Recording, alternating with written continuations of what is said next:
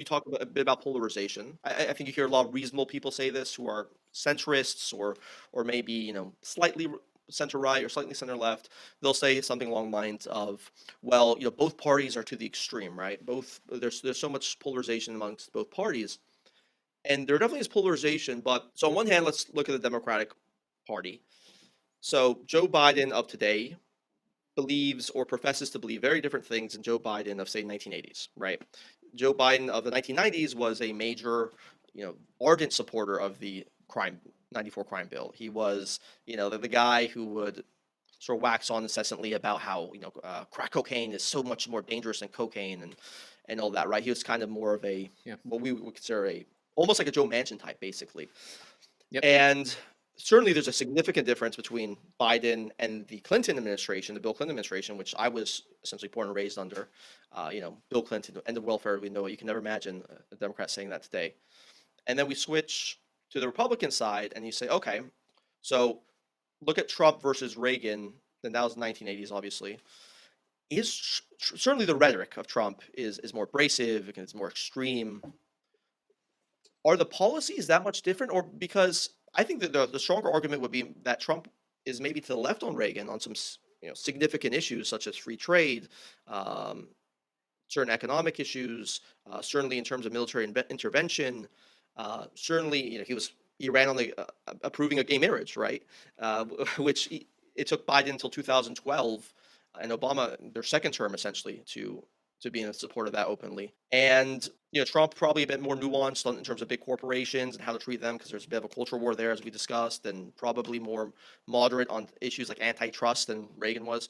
So do you see that both parties have sort of gone to the extreme in terms of policy, or is it just like Democrats have gone like 10 steps in one direction and Republicans maybe a step? Yeah, it's an interesting question. I think in a way Joe Biden is a nice way to think about this because Joe Biden has spent his entire career putting himself at the center of the Democratic coalition. He's thought of as a centrist, but he's not a centrist broadly speaking. He tries to be at the very middle of his party coalition. And in the 1990s, that meant he was, as you say, a moderate when it came to crime, when it came to welfare. Earlier than that, in the 1980s, it even meant that he was pro-life, and Joe Biden was pro-life until 1988 when he ran for president. And gradually, as his party's coalition moved leftward, you could see Biden moving leftward to stay in the middle. And he is still, I think, more or less in the center of the Democratic coalition. But now that place is quite a left-wing place to be. The story of the right is a little more complicated. I mean, in a way, it's almost hard to say what would be left and right on some of the issues where the right has changed, especially trade and immigration. Donald Trump is certainly much more on the side of restricting immigration than Ronald Reagan was. Reagan was almost an open borders conservative, not quite, but he signed an amnesty bill in 1986 and was very, very pro-immigration. Trump is not, and most Republican politicians now are not. Reagan rhetorically was more of a free trader, although he did use tariffs and other trade policy vehicles to advance the national interest as he saw it. When it comes to practice, he wasn't actually that different from Trump, but certainly they spoke very differently about trade. And on some issues, there's no question that the entire terrain has moved to the left. And so what it now means to be on the right is not as far on the right as it used to be. In other ways, that's not true. I mean, the Republican Party is now much more cohesively a pro-life party. There were a lot of pro-choice Republicans in the 1980s and even into the 90s. There are very few now. You could say the same thing, for example, about Second Amendment rights. The Republican Party is now much more united on protecting access to guns than it used to be. And so by picking your issue, you could say one party's moved more than the other. What's really distinct, what's really different, it seems to me, is that there are far fewer people in the middle. The party coalitions have become more cohesive, and the parties now, as a whole, have clear positions on these issues. And there's much less intra-party factionalization than there used to be. There are a lot fewer conservative Democrats. There are a lot fewer liberal Republicans. And I do think that on the whole, the Democrats have moved left more than the Republicans have moved right. But what's most significant is that the body of voters in the middle isn't there to the degree that it was. One thing that's meant is that we have much closer elections now. There isn't this massive body of centrist voters that could go either way. Ronald Reagan won re-election in 1984 with 49 states. He won 49 of 50 states in the Electoral College. He had 62% of the vote. That is not going to happen anytime soon for either party. There are far fewer winnable voters now who could swing either way. In terms of, okay, so like I said, we have a very interesting time with the parties. And it feels like no one quite knows what they want to be, right? Because Democrats still have that narrative of being like that working class party, which is a hangover from the '60s. But then you point out that, hey, like 10 of the 10 wealthiest zip codes in the United States were all Democratic. Most billionaires seem to be Democratic. Wall Street overwhelmingly supported Biden over President Trump. And then there was this Bloomberg survey, which I'm sure you probably saw from 2020. So the most likely people to vote for Trump were truckers, construction workers, carpenters, builders, electricians, cops, mechanics, and maintenance workers. And the professions that highest percentage went to Biden were professors, therapists, lawyers, HR department staff, finance professionals, and bankers. So it's very, very hard to call yourself sort of that working class party when all your support is coming from a different class.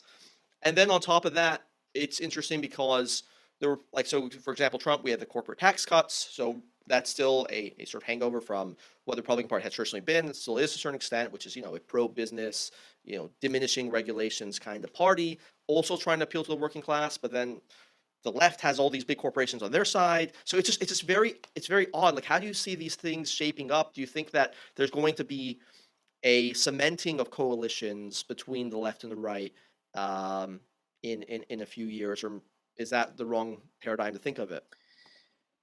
Yeah, it's an interesting question because in a way the two parties have both had trouble coming to terms with the changing character of their electoral coalitions.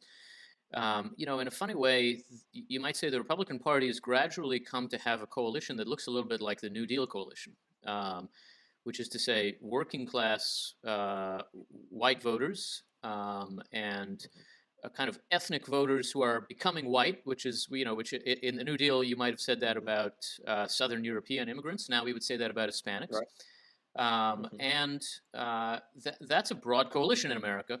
The Democratic Party coalition is gradually becoming something like the Eisenhower coalition, which is educated white voters and African Americans. And neither party thinks of itself this way at all. If you tell the Democrats, well, you kind of look like the Eisenhower coalition, I think it would be a surprise and an insult to a lot of Democrats to think that. But that was a durable coalition. That was a way to govern the country for quite some time.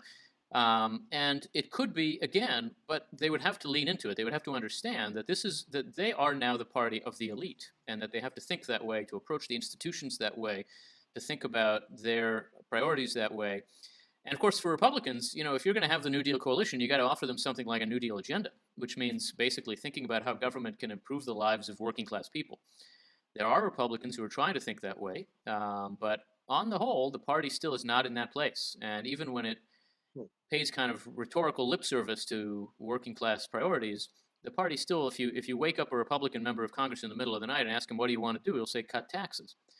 And it still feels a little bit like the party thinks of itself as essentially the party of Wall Street. I think that as the parties come to terms with the characters of their coalitions, you'll just inevitably see some changes in the way they think about the role of government and in the way they think about their place in the system.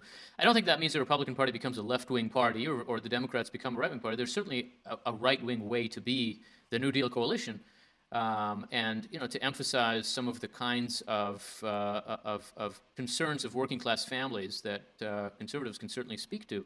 But the parties have to see that this is what they now need to offer. The two parties, in a way, are stuck in a long-standing debate. They're still having the arguments that have defined the life experiences of the baby boomers. And both parties are still dominated by boomers. Donald Trump is 74 years old. And Joe Biden is Biden's not even a baby years boomer. old. So Yeah. Biden's not even a baby boomer, right? And both parties are run by people born in the 1940s, and our country feels like it was born in the 1940s. It feels like its heyday was, in the 50s, early 60s. It feels like it was sort of comfortable in the 90s, and now it's over the hill, and who knows what the future holds. But that's not right. That's not our country. We have a very bright future in America. When you think about the kinds of resources that are available to us for building our future, there's a lot we could be talking about. And we're not. We're talking about grudges from the heyday of the boomers. We're talking about taking, great society programs and putting for all at the end of them. That's not a strategy for America's future. And in a sense, both parties are stuck in this kind of nostalgic place rather than thinking about what does the future require and what really are the electoral coalitions we're working for, whose priorities are we advancing. So I actually think this is connected to what we were speaking about before, which is a generation of close elections has kept the parties from having to learn hard lessons about who they are and who they're not. Politicians learn from big wins or big losses, which means that neither party has learned anything in 30 years. And our politics kind of looks like that.